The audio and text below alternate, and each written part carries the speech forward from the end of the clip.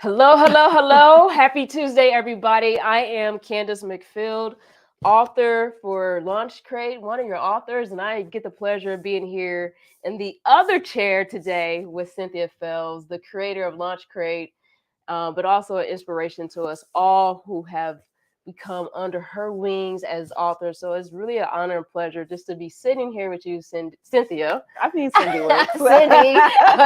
That'd be hard for me. Like Cynthia. Okay, Cynthia. Sitting here with you to discuss Decoding Joy. So some housekeeping first. Like I said, I'm Candace McField, one of her authors, but also behind the scenes today is her lovely husband, Hurston Fells. He's going to be doing a lot of things behind the scenes and just chatting and making sure he sees all the comments that you guys put in. So be sure to engage and everybody say hi to Hurston. All right. Hey, Hello, Hurston. everybody. Hey, everybody. VP of miscellaneous stuff here. There we go. Awesome. So like I said, it's a joy and pleasure to be on the other side today. We also have JR checking in. JR's checking in. Janice Lyle. We're very cool. Not Janetta. Yes, Janetta. Don't give it away. This is author JR Lyle, also tapping in with us as well. Janetta or JR, sorry. We're not going to give it away. If you're there, say hey. Can you hear us? Hello. Yay! I'm so excited. Thanks for being here. Yay! Thanks so much for joining us. This is awesome. All right, Candy. All right. So, man, just first and foremost, I have to say I read this twice already. Twice. I saw you a couple weeks ago. Yeah. Got it. I read it that same night, and I Yeah. think I text you. It's incredible. Like one, I feel like so Decoding Joy is all about finding joy. I don't want to give it away. I'm gonna let Cynthia talk about it. But for me, like as a person who's known you since you were young, I feel like it represented your entire DNA. Yeah. It's like you worked in your humor. You worked in like there was a baseball, softball analogy. I was like, what? Like look at Cynthia. But it was transparent. It's personal. Yeah. But more importantly, it helps us all find that joy. Yeah. And we have to do that work. And so there's even that space to do that work. So maybe if you could just give us a quick overview. Oh my gosh. Summary about what is Decoding Joy? Decoding Joy to me is an opportunity for us to unpack what joy is. Mm-hmm. A lot of times you hear people talk about they're chasing after joy, but I'm not so sure that we all stop to figure out what joy looks like to us. And so this gives us the opportunity to stop, figure out who we are, figure out what joy looks like to us, and then figure out what we need to do to welcome joy into our lives in a way that it will stay and just hang out with us for a bit. And I think that key word you said, what joy is to us, because even in the book, you talk about like, it's not about somebody else defining it for you, but we have to define it for our own selves. We do. Yeah. Yeah. That was a key point I took away. So let's take a step back.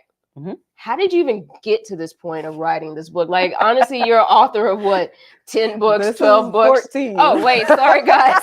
So, you see, my math is off. 14 books. That's number 14. So how was that journey to get to writing a nonfiction book at that? So tell us about that. So the other nonfiction book that I wrote, I don't consider my book. That's my grandfather's book, right? It's the story of his life. And I never saw myself writing a book on joy. I'm going to be honest. I started writing a nonfiction book about creating community. And I never finished that one. But this one, this book surprised me. So I started the outline for this book in January of 2021. Okay. After going through the pandemic like everybody else. Right. And in the pandemic, I just found, and this is going to sound odd, but I found a lot of joy during the pandemic, not in what was happening, but interpersonally, I've got to a place where joy was something that I started to prioritize in my life. And people were starting to take notice of it, and they were starting to ask questions. And I was like, how would I teach somebody about what I just went through? And so I outlined this in January of 2021. So you like outlined the book, like the chapters. How like do I teach somebody this? Interesting. I didn't start writing it until January of this year. Right. And so I had a full year to really sit through a lot more trials and challenges and see whether or not joy was really hanging out with me. And it was. And I didn't realize it at the time, but I needed 2021 to be kind of the confirmation for this book. It's a test case, so to speak, for this book. Yeah, but that's the beautiful thing. Like, you know, a lot of times we have to practice what we preach. And so you being your own test case is phenomenal, because now you can go impact and empower so many people. Yeah. Hopefully. No, hopefully, guys. You will. Like, I feel like I have so many great things to just chat and share. Yeah. But number one was, like, in the book, you talked about core values. Like, if it's not too personal, I'm just curious to see, like, what do you feel like your core values were, and how, and maybe that helped you even put this book together? Yeah, I think for me, so there's a section in here. Do you have a page marked? I don't know that I have a page. Oh, marked. for the here it for is. the yeah. So there's a section in here, and I don't know that y'all are going to be able to see that, but it gives you the opportunity to really start to dig down into what your values are for yourself. For me, integrity rose to the top every time. Yep. What were the other two? So they were innovative was one, and then I think creativity was one as well.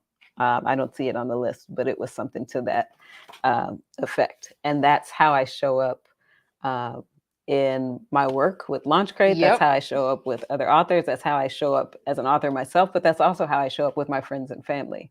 Those are the consistent threads between all of my experiences. So integrity, creativity, and innovation. Yeah. I mean, again, I have an inside perspective knowing you for all these years, but honestly, those are, like, again, right in your DNA. Yeah. So it makes total sense. But that was one of the top questions I had for you. But I also maybe also you talk about, like, I wrote down the words find, create, and share. What does that mean as far as joy? Find, create, and share. Yeah, I think so often, and I've seen myself do it. I've seen other people do it as well. We find the joy. Yes. And then it's like, oh, I've got this joy. I'm holding on to it, but when is the other shoe going to drop? And if we're waiting for the other shoe to drop, guess what we're going to find? That other shoe. Yes. Right? It's going to drop. Negativity. Yeah. So I used to be a coach before I did this, jumped into publishing full time. And one of the things that I used to coach the other coaches on is teaching people that what we think drives our actions. And then those actions impact our environment, which impacts our results, which then reinforces that thought, right? Right. So if I'm waiting for the other shoe to drop, guess how I'm going to navigate the world around me? Right. From a negative mindset. Absolutely. And my actions are going to be just waiting for that thing to happen. And then when I see it, there's my result that confirms exactly what I believe. Right. Yeah. But what if we shift it to actively seeking out joy and creating joy?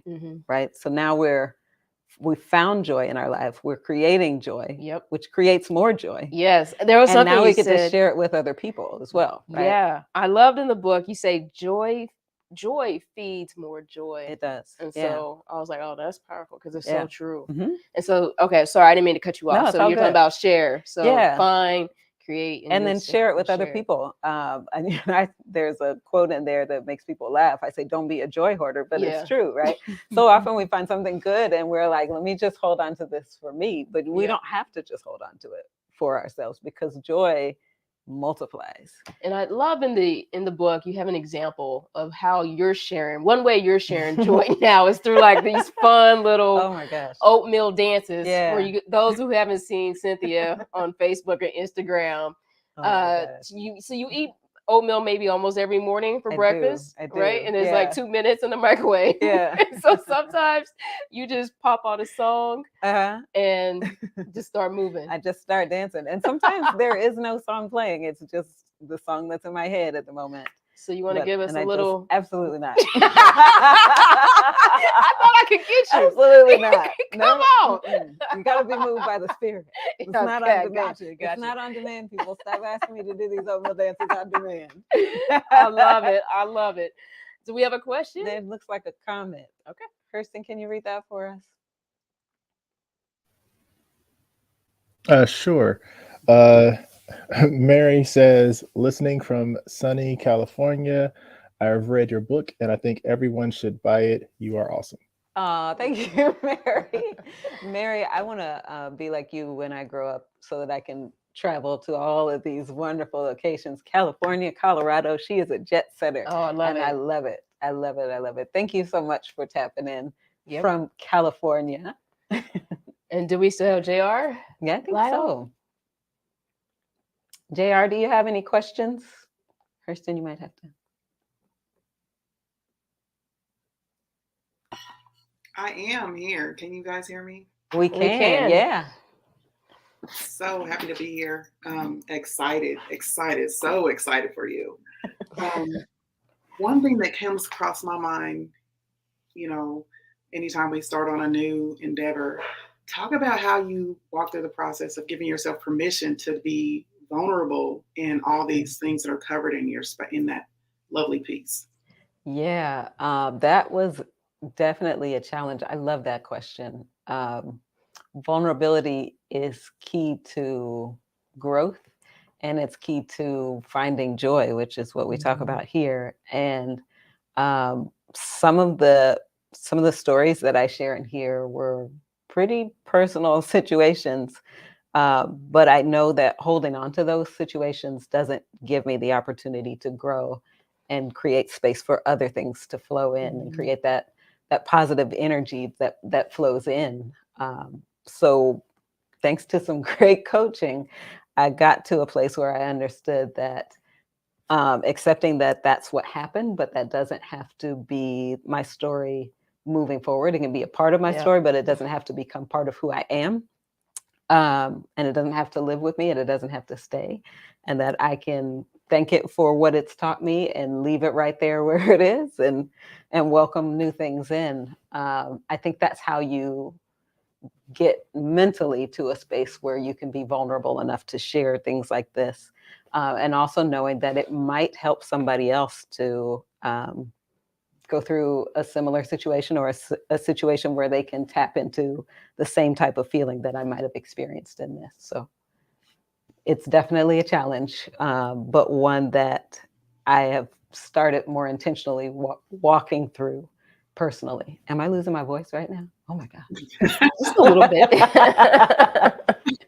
Absolutely love that word, intentional. Yeah. That is huge, being intentional about what you're trying to accomplish. How do you find time to pause? Because I feel like you have to take moments to pause to find that joy, and then kind of stay in that space for a while. Talk about Ooh, she's got all the good questions, doesn't she? I don't even need to be asking questions. Oh, no. We're going to come back to yours soon. No.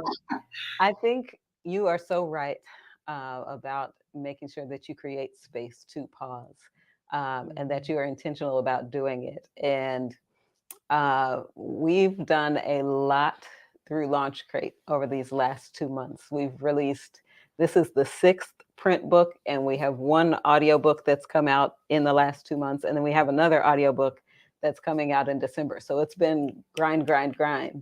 But one of the things that I've gotten used to is when I feel myself getting overwhelmed, to just create space, whether that is, and Hurston can confirm this for you, me cocooning on our couch at home and literally sitting in the corner with blankets around me, watching cheesy movies or sports on TV and just zoning out.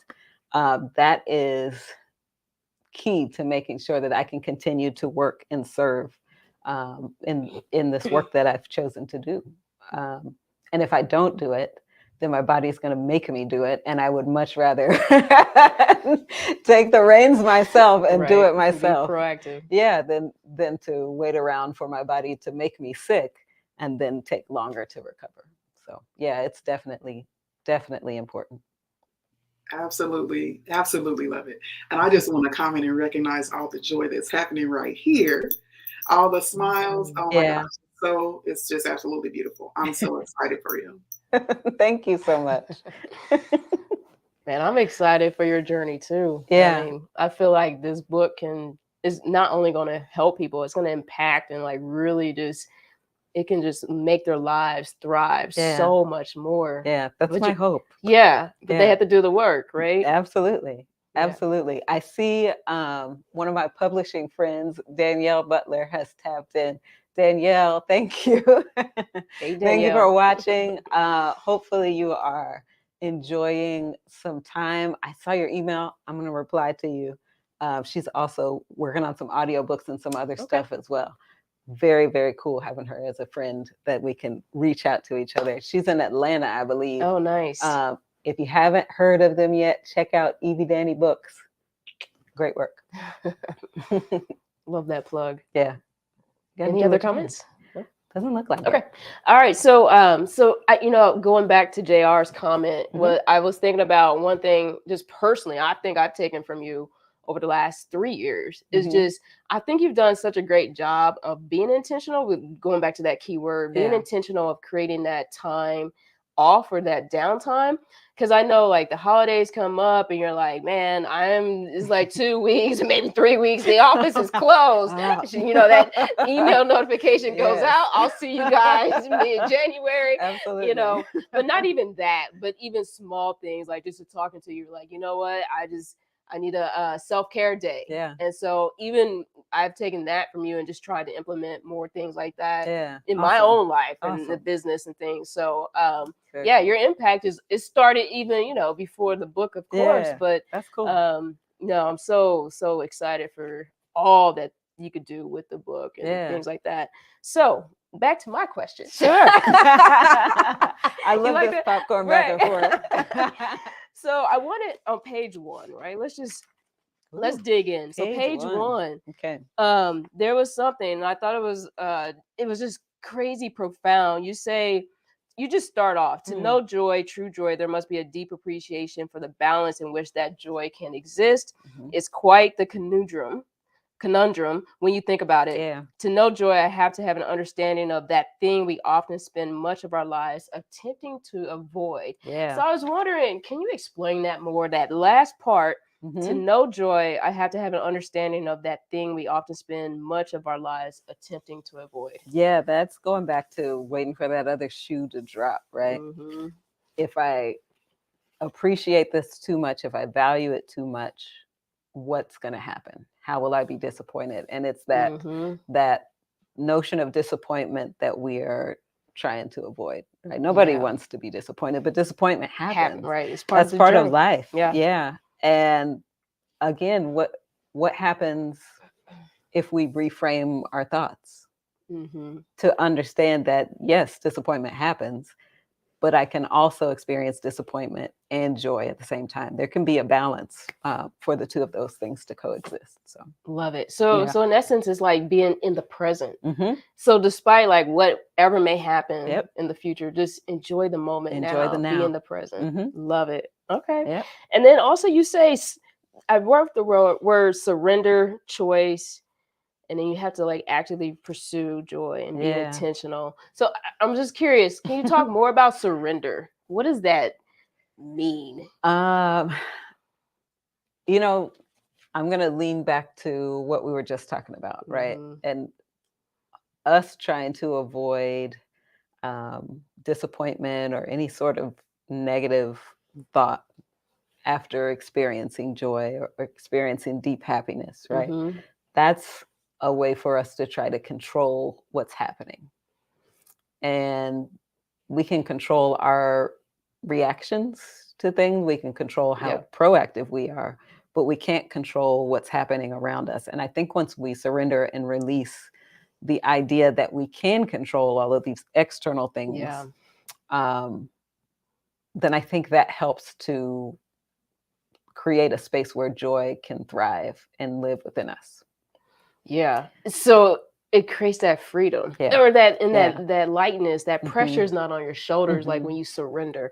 I love that part too. So yes. Oh, that's Joy. She said, so excited for this launch. Hey, Joy. Hey, Joy. I just had a coffee with Joy this morning. Nice. She's working with me on some cool stuff okay. for the LaunchCrate authors. Surprise. Well, I'm excited. I'm a LaunchCrate author. Yeah. I have a question. Okay. It says, do people even know when they are on the other side of joy? When you're in it, I don't know that you do. Right. Yeah. I was thinking about that because there's a chapter called The Other Side. You want to explain, maybe, because for some that don't know what we're referencing or talking, what does the other side even mean? The other side of joy is, the antonym of joy. Yeah. Right. You've got joy, you've got sadness, you have happiness, you have despair, you have all of these other, I don't want to call them all negative, but they are kind of negative, right? Emotions and feelings that we sometimes can swirl in. And I think when you're in that swirl, it's sometimes hard to realize that you're in the swirl. Yes. So that you can acknowledge it to get out of it, right? Sometimes someone else has to flag it and be like, hey, what's happening? Yeah. Yeah. Right. So if you don't know you're on that other side, what's that first step of getting out? Acknowledging what you're feeling, writing down what you're feeling, journaling about it, telling somebody about it. Because once you start to get it out and then you go back and read it, or you have a conversation with somebody about it, they can help put things into perspective for you. They can help you to see it from the outside in instead of right in the middle of the tornado where everything is swirling around tornado, you can't see anything. Interesting. Yeah. Is that another comment? Looks like a question. Hurston, can you read that for us? Yes. Mary asked, can disappointment make joy an action word? Ooh, Mary with the deep questions. Absolutely. It turns it into a verb, right? Joy is an action. Joy is something that we start to pursue. Yep. When we see that disappointment, right? We can make that pivot. And well, I don't want to continue on. No, I was just saying, so to play off of that, so one thing you wrote is the reason I know joy basically is because I also know sadness. So that just goes right along with what you just said. Yeah, and that's the balance, right? So often we think it either has to be all or nothing. I either have to be walking around full of joy all the time, or I don't have joy in my life. But the thing is, joy, we have to create a space to welcome joy in. And we can welcome joy in when we're sad. We can welcome it in when we're happy. We can welcome it in when things are just baseline, right? But we have to actively pursue that joy. And that's coming right back to, what Mary was asking about making joy an action word. Yeah, love it. And so then it kind of goes into that, which you say a lot of times, and I know I've even seen your T-shirts, and other little promotional items, but space and grace. Space and grace. So we have to create that space to allow joy in, and we have to give ourselves grace, even like if we're not, feeling the best or in a bad spot, give ourselves grace. I love in the book, you put an example in there, like something about, it's okay to cry. It's okay to feel that sort of emotional state you're in. Because, in our society, especially in American culture, we're like, hey, put that smile on your face and get up and turn that frown upside down. There you go. Maybe leave the frown there, feel the feels. And then when you're ready to talk about it, I'll be right here to talk to you about it. If you don't want to talk about it, you just want somebody to sit with you, I'll sit with you in that. Right. I thought that was a powerful point in the book too. So okay, Hurston, you're gonna have to read that one for us. I'm like, I can't see that. Okay, Joy asks you, will you talk a little bit about will you talk a little bit about how we help our teenagers find joy? I'm in the car. Otherwise, I would unmute and ask the question myself. Awesome. Oh my gosh. There's so much happening with youth when they're in their teenage years. And we put so much pressure on them. Yes. When they're trying to figure out who they are, how they want to show up in the world. And they're balancing all of that with all of these other hormonal changes that are happening, right? So there's a lot going on in the world and the mind of a teenager. And then we throw all of these major life decisions at them. What do you want to be for the rest of your life I don't when know. you're 17 years old. Right. What? I'm pretty sure mine has changed. Yes. I'm in my early 40s, and this is probably, we consider this my second or third career at this point, right? So it continues to shift and grow and evolve as I continue to shift and grow and evolve. And I think if we can help teenagers and adults understand that as people, as humans, we're going to grow and we're going to evolve, and things that we like might shift and change. Yes. That we can welcome joy in as we're shifting and changing, and all of growing. these things that we ask them to do immediately in the moment, where they don't necessarily have, speaking of teenagers right now, they don't necessarily have the ability and the capability of doing that as they're trying to balance all Right. of the other interpersonal things and physiological things that they're going through. I think we can sometimes add a lot of stress to their lives. So it's helpful for us as adults to understand, not just to put yourself in the mind or the shoes of a teenager, but to really understand what they're going through as they're growing into adults, so that we can help them learn to identify what their challenges are, Yes. learn how to put voice to what their challenges are, and then start to help them figure that out. Not figure it out for them, but help them learn to ask the questions that can help them figure it out, so that they can then welcome in joy along the way as they're going. So yeah, no, that's yeah, good. And I that's think tough. so in the book, one of your personal example stories probably was very vulnerable for you to share, Mhm. but you shared like, okay, you high school, you graduated, you went to Phew. college, Yeah. and you were like, What do I what do? do I do?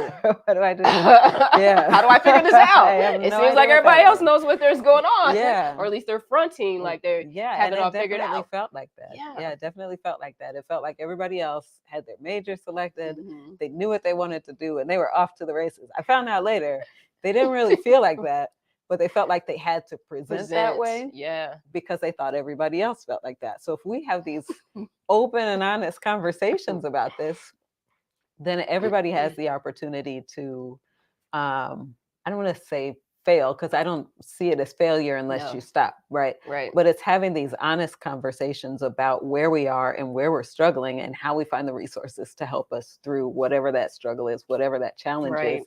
And if we do that, we're setting people up to grow faster Yes. and giving them the opportunity to see what's possible.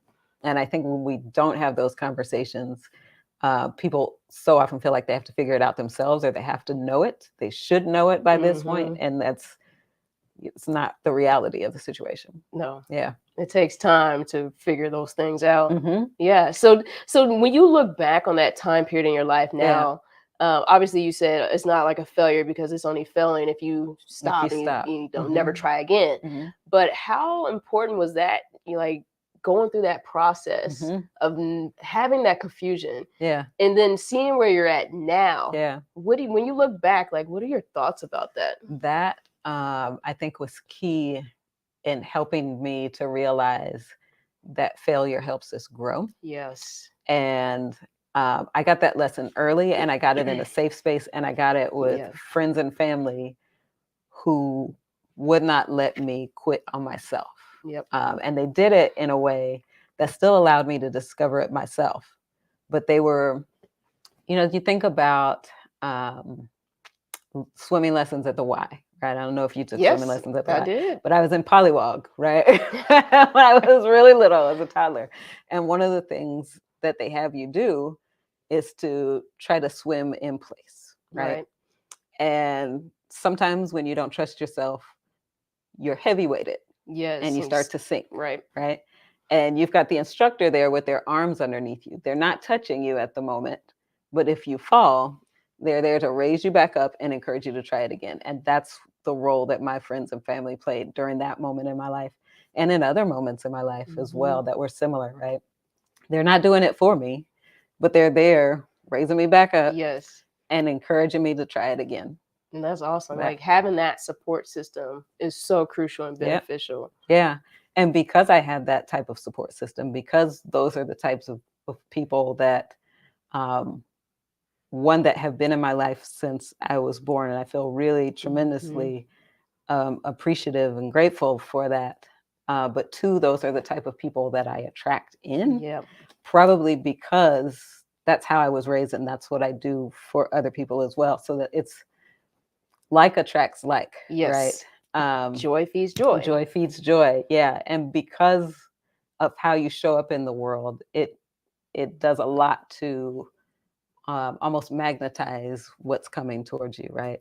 But because I had that type of support, because I give that type of support, what it does is give you a freedom to try things that really cause you to be, you have to be vulnerable enough to try to try these really big things, like starting a publishing company, right? Leaving work that you love to go and try something new. All of these leaps of faith have come because I had those people that were right there to support me, just waiting with their hands underneath me to catch me, allow me to bring myself back up, and then allow me to keep moving forward. Yeah.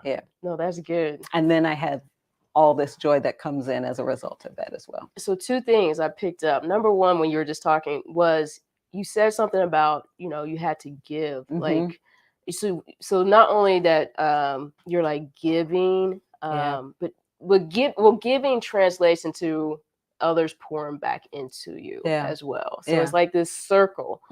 That's awesome. And it's giving without the thought of receiving something in back. Return. Absolutely. So my second point, it was just more of a question, because I can hear somebody in the audience out there in the world somewhere that says, you know what? I don't have that support system, Cynthia. What do I do? Find that support system. Absolutely. There are people all over the world that love pouring into other people, love supporting other people. There are groups aplenty that exist on Facebook, that exist.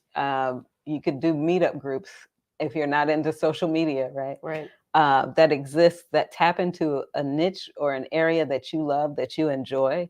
And you, if you are giving of yourself like that, can find those people and welcome them into your life as well. And in order for you to do it, and this is going back to that word again, you have to be vulnerable, right? You have to be vulnerable, and you have to, it's that mindset and that expectation of, I'm going to give. And my hope and my thought is that they're going to give the best of themselves as well. And when you set your mindset on that accord, then what you'll start to see is the best in people, even when they struggle. You give them grace to struggle and see the best in them and keep moving forward, so that it reaffirms that thought again.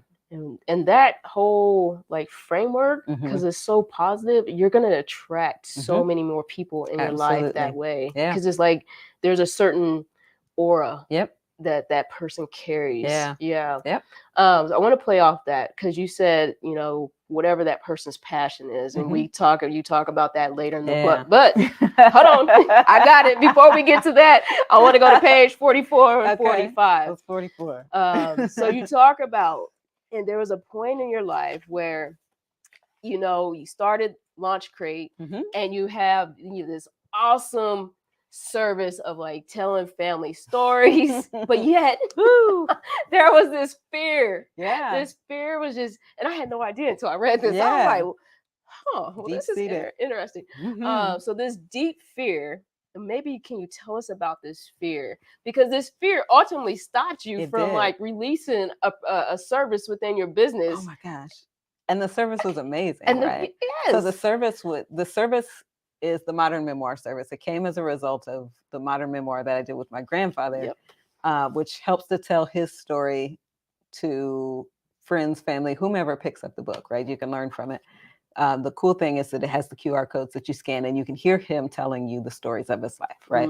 Every time I went somewhere and showed people that book, they said, how can I get this for my family? And that turned into a service that we offered to people through LaunchCrate. And I was not promoting this service because I've had a fear of dogs, or I told myself I had a fear of dogs since I was little. And that really got reinforced when I was chased home by a Doberman every day through 4th grade. Every day. Every day through 4th grade. And I got really, really fast. That's why you're so good at softball. If I could make it just to that house right Yeah. there, then the dog would stop and would turn around. And this dog would literally wait for the bus. And he would stand on one side of his house. Oh my gosh. And then by the time I walked down the street, he was on the other side. He took 2 steps back and then hopped the fence, and both of us would take off running. It was the wildest thing in the world. And it continued and continued and continued until Jill's dad Yeah. saw it happen. He saw Yeah. me get chased down the street. Mhm. And then the next day he asked me to cross the street with Jill. Right. And then he walked me down this way, watched me cross the street, get in the house. Okay. And then he went back up the street. But it continued. And then any dog was just like, yeah, no, I'm good. Thanks. I don't need these dogs in my life. Right. So the thought of this service and me thinking of older people and them having pets as comfort, namely dogs as comfort, Mm-hmm. and then me being uncomfortable in their houses, Yeah. and then asking them to put the dog away Right. was going to make the dog feel some kind of way, and then they were going to feel some kind type of way. And I was just like, well, just don't promote the thing. But you see, I had worked this whole thing up in my mind. yes. It was a fully fleshed out, this isn't going to work because I'm afraid of dogs. I have no idea if these folks have dogs or not. Right? But you see what we do to Yeah, ourselves? this is what we do to ourselves. We all do this with Yeah. something in our lives, Yeah. or things, plural, Mhm, honestly. mhm. So talk to us now. How did you overcome this fear? Because now we're going to start tapping into I got the heart. coach. I was like, hey, Yes. yeah. So long story short, I acknowledged that was something that I was allowing to hold me back, right? Mhm. And I literally asked out loud, I was like, how do I overcome this fear of dogs? I need some help. Mhm. Where do I find help? Like within the week, I was on serving on a virtual panel and I had signed up there was one person that was signed up and 2 spots open. And I was like, well, I know this person, so let me sign up because I know this person, and I can just meet the next person. So we get in the panel, Uh-huh. and we're there as judges.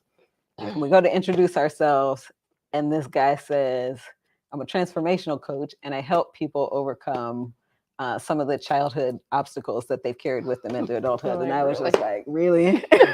Oh, really? Here we go. Right. Here we go. That's funny. Okay, thanks. I got it. Right. And so they had, during the pitch competition, there was a presentation, and there were dogs all up and through this conversation, this pitch. And I was like, yeah, okay. So I'm watching this thing all the way triggered by the pictures of the dogs. like, And I'm just like, oh my goodness. Right. And so it's time for us to speak. And I was like, this was a beautiful pitch. And this is coming from somebody who has a fear of dogs. And I turned to the person and I was like, hey, just FYI, I'm gonna reach out to you about that because I need to get over this. Yes. And then went back and continued the thing. Right. And then that was the seed. Okay. And then they tagged everybody like a week later in the post. And then I was like, if I had this person as a friend, then I really got to do this. I really got to overcome this fear. Right. And so just as I'm about to click the thing, I get a notification on Facebook. This is on the desktop. And I had a friend request, and I was like, surely it's not. And I clicked on it, and it was from Coach. And I was like, all right, well, here we go. It's meant to be. Here we go. I'm about to really tap into this fear that I have about dogs. And what was interesting is in working with him, he knew that the fear of dogs was one symptom of something greater, right? And so he did a lot of work with me on shedding some of these other layers and becoming more vulnerable in my life and welcoming joy in. And then the whole getting over dogs thing was easy. In my mind, it was like, how am I going to do this, right? Yeah. But once he started to help me understand and break down all of these other things and become more vulnerable, that was when I was able to welcome more joy in and then reframe my mind and my thoughts about dogs and then the service that we offer could be. So you're good with something dogs to- now? Like I am better with dogs. better with dogs. I am Okay. still growing in that. Space and grace. Space and grace. Space and grace. It's a work in Yes, progress, but I haven't given absolutely. up. Yeah. Okay. All right. So you meet with the coach. You're Mhm. meeting with him, and he Mhm. gives you an assignment. Mm-hmm. Why don't you tell us about that for those that don't know? Yeah. So he gave me this assignment, and Yeah. he was like, "Find the joy." And I was like, Like what what? are you talking about? Find the joy. I got joy. Yes. And he's like, find the joy. Actively find the joy. Find something that brings you joy, and go out and do that for the next 7 days. One Mhm. thing per day for the next 7 days. Take a picture of it. Send me the picture.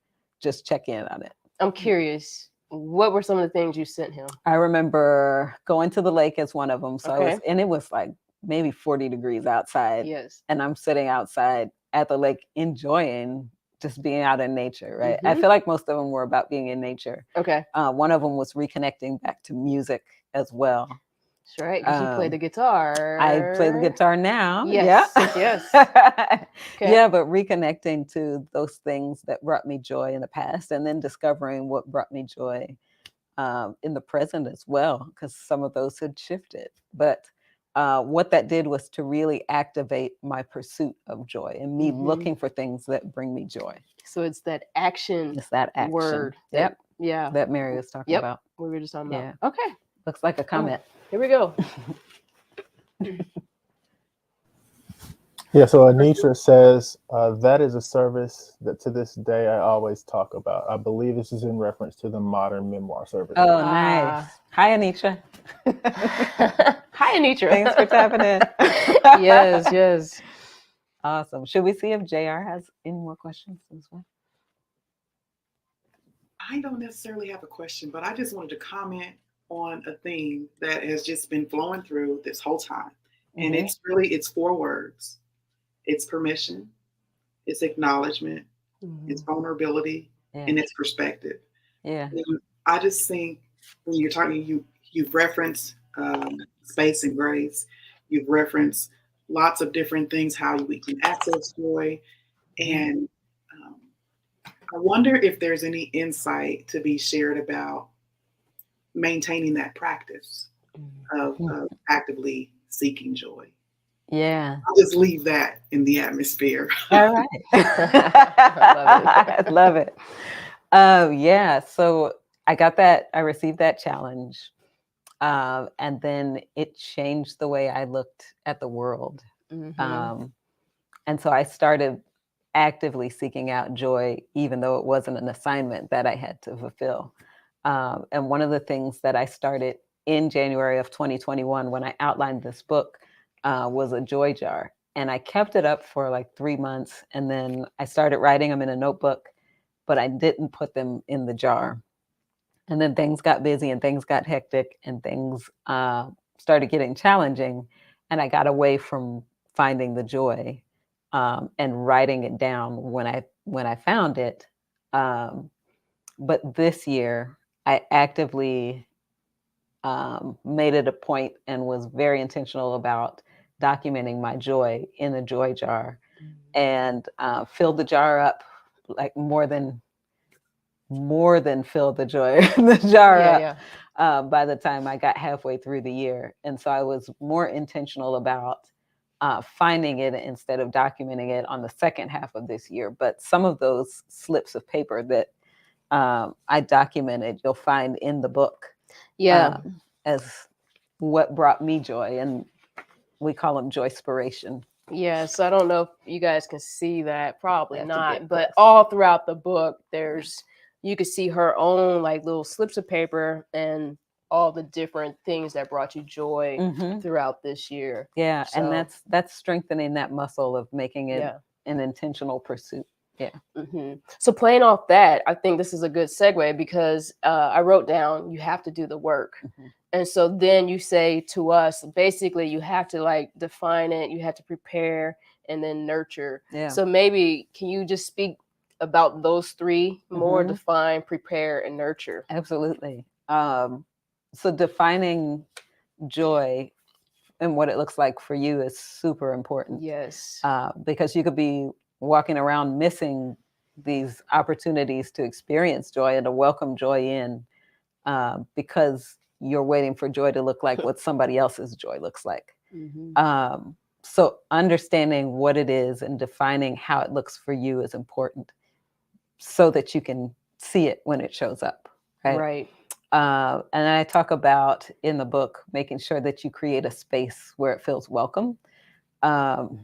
Yesterday, I was behind the scenes doing a live with Innovator KC, and Lauren asked about the book, and I tossed her the book, and she gave it to the person they were interviewing, and Janae picks it up, and she thumbed open to the space or the place where it said that joy is much like people, and that we show up where we feel welcome. Yes. And if the vibe is off, right. then we don't tend to stay. Right. Right? Joy I is love the that same analogy. way. Yeah. Mhm. We have to create, we have to clean house. We have to create space for it. We have to welcome it in. And then we have to acknowledge it and thank it when it's there and be grateful for it when it's there so that it continues to multiply and show up regularly in our lives. Right. And Yeah. so for you, let's bring it personal to you. Like you did the work with your coach. And so that kind of probably helped you define joy Absolutely. for me. yourself. Yeah. And then let's talk about like, what's one thing preparation wise? Like, how did you prepare to welcome joy in your life mentally, I guess? Because you Yeah. talked about, okay, make sure you got to clear out that mental space within you. Yeah. So what was something you did for that? It's taking responsibility for my actions and my thoughts and how I show up in the world, right? It's so easy for us to say, you know, this person did this to me or this situation happened to me, and those things can be true, but we also we play a role in the situation as well, right? Even when things are happening that are not so good around us, we have a choice in how we show up, and it's how we choose to respond to situations, how we choose to actively enter situations that we have the ability to control, because we can only control ourselves, right? And so it was me getting to a place where I was more intentional about choosing how I show up in the world and choosing what I allow in my life and what I don't allow in my life. And that was a great thing about the book too, because you talked about boundaries. Yeah. So a lot of us struggle with setting boundaries. Absolutely. Right. And so, Absolutely. and I think at the beginning you talked about, you know, when we don't have these boundaries, it basically steals our joy because our cup is so empty because we're giving this joy and our time and mental capacity to other things and other people and not to things that are making us have joy. Yeah. And you know, those boundaries are important, right? So often we think that if we allow them to respond this way, that it'll shut down some of this other stuff, right? I can avoid this situation if I just let this happen, right? But there's no joy present for anybody in that. I can't have joy and they can't have joy either. But if there's a clear boundary and a clear expectation, everybody can experience joy because we already know what can happen, what will not happen. And we expectations. And then we can choose how we show up within those boundaries. That's really good. So, I mean, you guys just need to get the book. Like there's so much, like we can go deeper and deeper, but at the end of the day, you just need to buy the book. Yes. We gotta come here. So Crystal says, love the concept of actively finding joy. I'm basking in this a little more than gratitude this season. Joy feels even better.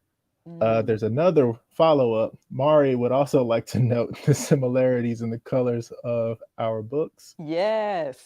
And she says, congratulations as well. Yes. Tell Mari she's right. This actually looks a lot like the background of the cover of Mari and Mommy Move It. Yeah. Anitra replied, hello. Hey. Landon chimed in and says, love that concept, cleaning house. Hey, Mickens. And Anitra had another comment. I'm so excited for this book. Joy has been something that we are always searching for internally, but honestly, joy comes externally from living and not fearing. Thank you for this.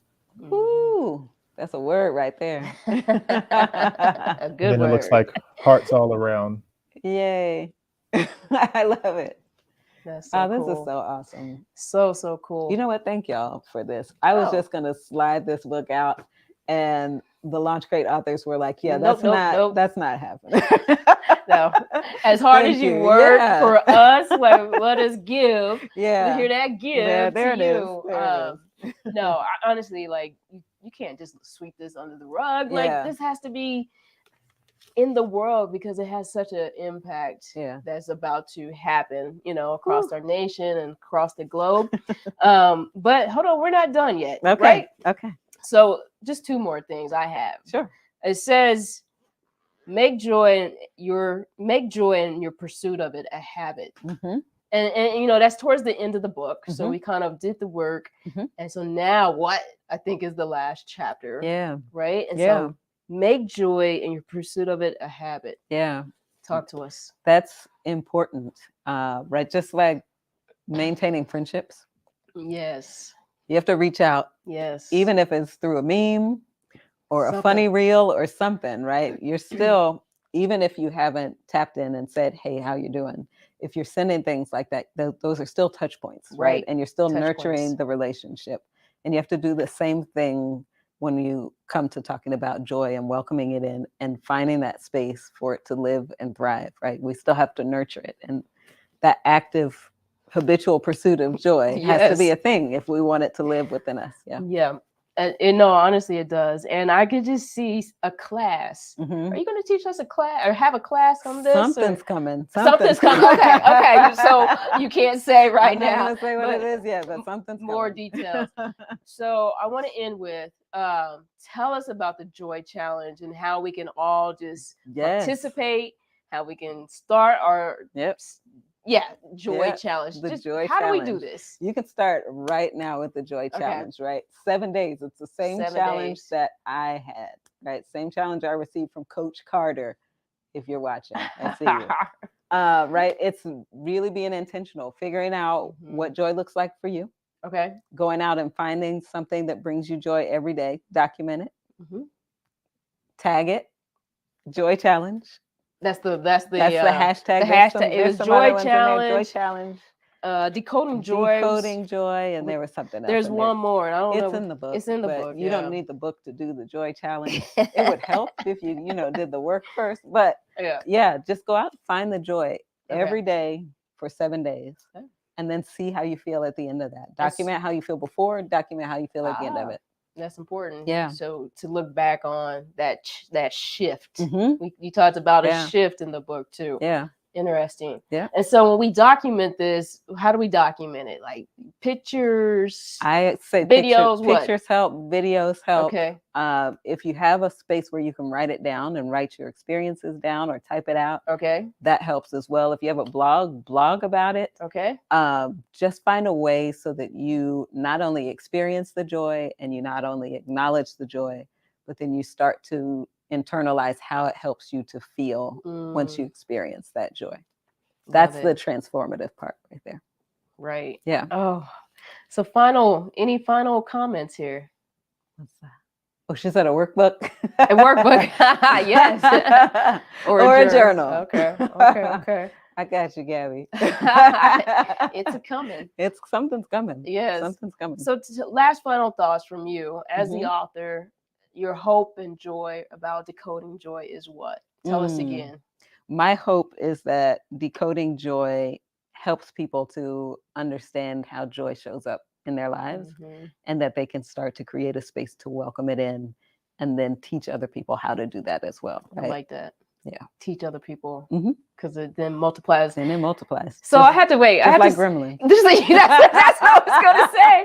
I was like, Cindy, you use so much humor. I talked about it at the very beginning. I was like, okay, it's like your DNA to the fullest. But guys, she uses so much humor in the book. Like it doesn't take away from the seriousness, but it adds like this fun element. And you do say gremlins. Yeah, in absolutely. The book. But joy multiplies like the gremlins did. Pour water on it. Just don't feed it after midnight. But joy multiplies, right? It does. And there is enough joy. There's enough space. There's enough room for everybody to have their own. We don't have to hold on to it and keep it tucked tightly in our hands, right? Mhm. Because what's happening is not only can they not experience it, we can't experience it because Right. we're protecting it focused. too much, right? Yeah. Hoarding Um, joy, that's not good. Yeah, it's like not you good. said. But if you can open it up and show other people how to experience and how to welcome it into their lives, Yes. then what kind of world could we be living in if people are more Man. intentional about Man. seeking out joy? Just think that's a really Yeah. good question. Like, what would our world look like if everybody had just a little bit more joy? Yeah, just it a would little just be bit. such a more beautiful place. Mhm. So where do we get the book? How can we go buy this book? I need to buy some copies. Offline, we were talking about. I was like, "Hey, Cynthia, can I get some copies?" Right. Where can people go buy Decoding Joy? Decodingjoy.co. Thank you, Hurston, for putting that up on the screen. If you go to decodingjoy.co, there's a link on there that says order now. If you click order now, I'm not sure if they fixed it or not. It's currently on back order. Y'all, I don't know.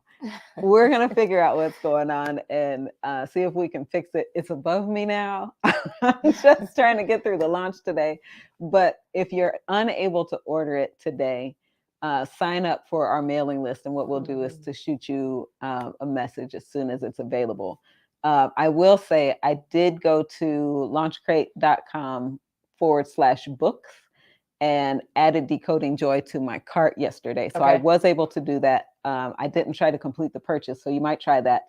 And if you do, not just for Decoding Joy, but for all LaunchCrate titles that you see on launchcrate.com/books, through December 9th, if you use the code Holiday Gift Guide 2022, you'll receive a 15% off discount on all books purchased, which could add up to a good chunk of change for some of the books that we have. Yeah. Yes, all like a lot of the books. So I mean, every little penny helps. Absolutely. So so get the book. I mean, honestly, I cannot stress enough how incredibly good it is. I told you at the very beginning, I've read it twice. And you just got it last week. Yeah. Honestly, I think it was last week. Yeah. It's really, really good. It's incredible. It's transparent and she's vulnerable. You get to see Cynthia as a person and not so much like the LaunchCrate business owner, you know. But more importantly, it's going to impact your life in a positive way. So that's good to hear. Yes. Thanks, Kay. It will. And I'm looking forward to doing the challenge. So I'm going to start I'm saying this because you guys know, so it's official. I'm going to start my challenge. And I will be posting with those hash codes. Nice. So take a look at that. And I love it. Let's all start the challenge and everything. So I love it. Hurston, pop onto the screen. Let the people see you. There he is. Hello, everybody. Say it one more time. I said hello, everybody. Hello, everybody. Thank you so much for everything that you've been doing behind the scenes, not just on the live today, but also behind the scenes in our personal life. Because the work that I'm doing with LaunchCrate, I don't know that I would be able to do it by myself without your support. So thank you so much for everything that you do. No. Of course. I love it. Well, I might be frozen. I think so. I'm monitoring things on multiple screens, but I am still here moving around in real life. Awesome. Any other comments or questions that we need to field before we peace out? I'm not seeing anything new. JR did say, so grateful you gave yourself permission to share this much needed work. Yay. Yay. Awesome. Anything else? Was that all? Just had another comment pop in. Oh, Christina. Hey, Christina. I can't wait for you to read it. Oh, yes. You're going to love it. I hope so. Yeah. Awesome. Well, Candy, Thank you. Oh, it's a pleasure. My pleasure. This was so fun. Like, I'm just fire away, ask questions. I'm good. It's easier in that seat, isn't it? Yes. I'm so used to sitting there and asking the Right. questions. Yeah, but this was good. It was good. It was fun. Yeah. And like I said before, I'm so excited for your journey through everything coming up to with Decoding Joy and all that you have going on in just your life. So yeah. Thank you for being an inspiration to us all. Thank you. Yeah. Thank you. All right, y'all. The easiest way to help us spread the word about not just Decoding Joy, but everything LaunchCrate, all of the titles, including Candy's book, As for Me and My Body, and J.R. Lyle's book, Words and Sequence, and then Mary's book, and then everybody's book out there, is to share this video. So share it with people that you know. Comment on it, even if it's in the replay. Just let us know it's a replay, and I'll monitor the comments and try to pop back in and say hey and acknowledge you and thank you for tapping in. And then add some sort of emotion to it. Like it, share it. If you're on YouTube, please subscribe. I think we only have 19 people right now because I don't ask people to subscribe. So that's my bad. Yeah. But please subscribe. Subscribe. And I think we'll see you probably again in 2023. Yeah. This is the last LaunchCrate Live from Home that we'll have that I know of, unless there's a surprise that I don't know about yet, but I'm open to it. So. No, I think you're good. Like, as far as it's time for you to go take that time. Absolutely. And just have that space. The space. Yes. Awesome. Candy, any final thoughts? No, just final thoughts of thank you to everybody who jumped in and attended the live. I mean, like I said before, as an LaunchCrate author, like, honestly, I think I just look to you just for so much inspiration, and it's been a joy just being part of your squad per se. Awesome. And so for me, just to be here on the flip side of the coin is just an honor. So thank you for allowing me to host today's live. And now go take a break. Yes. Hurston posted audiobook. I forgot. There is an audiobook that's coming out. It's the third in the Sugar Plum series. Yes. I'm just going to plug that now. We released the second audiobook in the Sugar Plum series November 1st. The third and final audiobook in the Sugar Plum series with Dr. Chris and Charlie. I'm going to put that asterisk on there. That one is out on December 20th. So maybe there will be a live. Probably not. Not the way I'm feeling right now, but I'll stay open to it. Right. Anyway, thanks again, y'all, for hanging out with us, for sharing space with us, for all of your comments, for all of your support. We could feel it all through this live. Believe it or not, I know people say that, but you really can feel the energy. Is that Jean tapping in? Yes. Jean tapped in and said, love watching you both succeed and grow. Bye-bye. Thanks, Jean. Thank you, Jean. Awesome. Yeah, that's really cool. Cool. Should we sign off? Yeah. All right. We'll see everybody soon. Thank you again. See ya.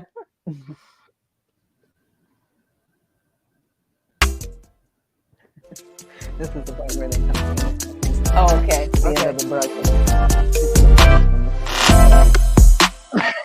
That's for Laura.